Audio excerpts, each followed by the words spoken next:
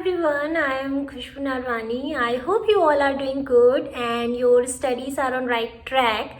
And here I am with another informative video in which I am going to tell you about it how you can write your answers in board exams in a very appropriate manner so that you can score good marks in exams. So yeah, without wasting time, let's get started. And make sure you just watch this video till end because it will definitely help you to increase your marks in exams. So yeah, first thing आपको क्या करना है, जो भी आपके answers हैं ना, आप उसको बहुत ही नीट एंड क्लीन फॉर्म में लिखें एंड वेल स्ट्रक्चर्ड फॉर्म में आपके आंसर्स होने चाहिए. सेकेंड थिंग इज़ कि जो भी आपके आंसर्स हो में कीवर्ड्स होते हैं, लाइक कीवर्ड्स यू कैन से कि जो भी ईयर अगर आपने कोई मेंशन किया है आपके आंसर में या फिर जिस टॉपिक के बारे में आपका आंसर है आप उसको ना हाईलाइट कर लो. Now how you have to highlight it, either by using black pen और अंडरलाइनिंग दैट पर्टिकुलर वर्ड और year.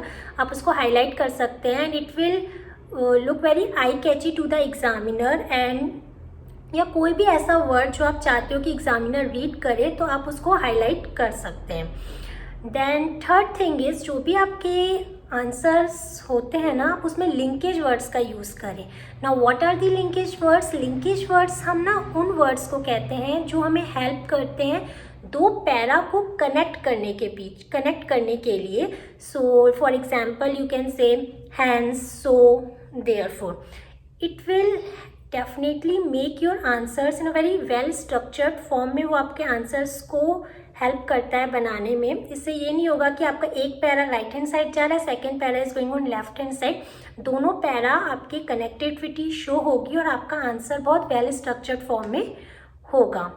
Fourth thing you have to keep it in mind and it's very important thing, जो भी आपके answers हों वो आपके ना with in word limit में हों. सपोज आपका कोई भी आंसर आपका 100 वर्ड्स में कंप्लीट करना है तो आप कोशिश यही करें जो भी आपका आंसर हो ना वो आप 90 वर्ड्स में ही सम अप कर लें.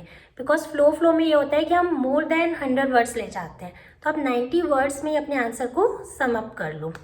फिफ्थ थिंग इज़ जो भी आपके आंसर्स आप लिखते हो ना वो बहुत ही आई कैची लगने चाहिए, अट्रैक्टिव लगने चाहिए.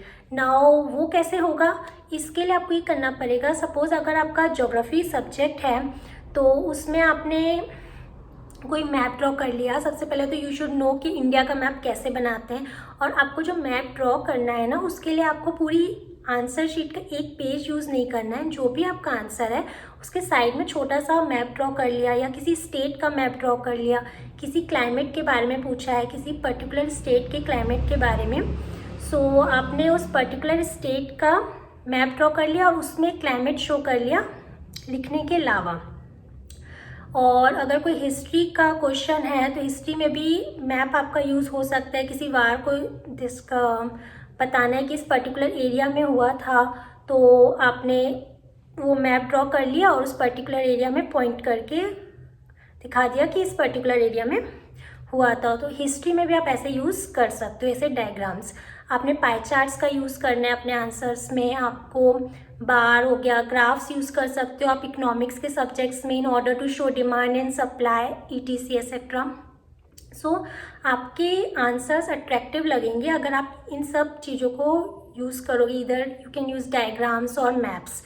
एंड मेक श्योर जो आपके आंसर्स होंगे ना उसमें इतना ज़्यादा भी डायग्राम्स मत बना देना कि जो आपके आंसर्स होंगे ना वो ड्राइंग बुक लगने लगे. एक लिमिट के अकॉर्डिंग आपको सारे आंसर्स में डायग्राम्स बनाने हैं.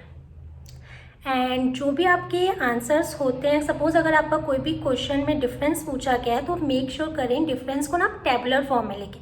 डिफरेंस कभी भी पैराग्राफ में नहीं लिखने चाहिए, टेबुलर फॉर्म में लिखने चाहिए. और कितने भी मार्क्स का क्वेश्चन है, सपोज 6 मार्क्स का है तो 6 डिफरेंसेस आपको बताने हैं. अब टेबुलर फॉर्म में तो लिखना ही है डिफरेंसेस को, बट मेक श्योर उसके साथ आप बेसिस ऑफ डिफरेंसेस को भी शो करें.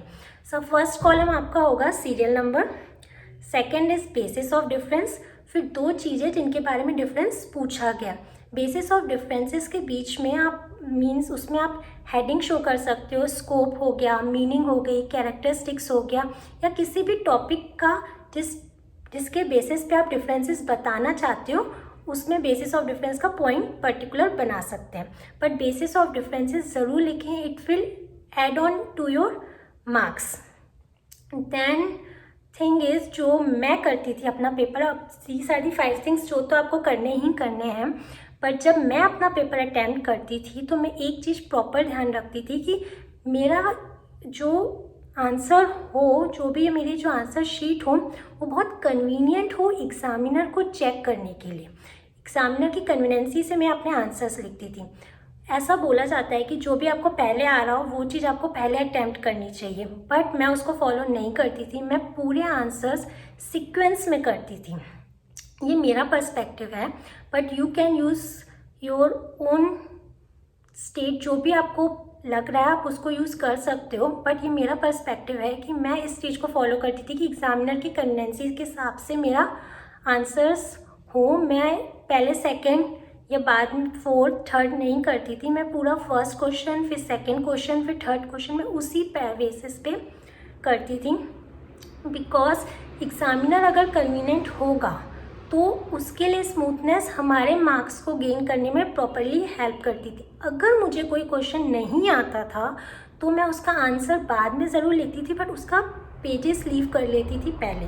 सो ये मेरा पर्सपेक्टिव है, but again I will say you can use your own perspective और your own state. So yeah, that's it for today. Thank you for watching this video till end, and you know what you have to do is do subscribe, share as much as you can.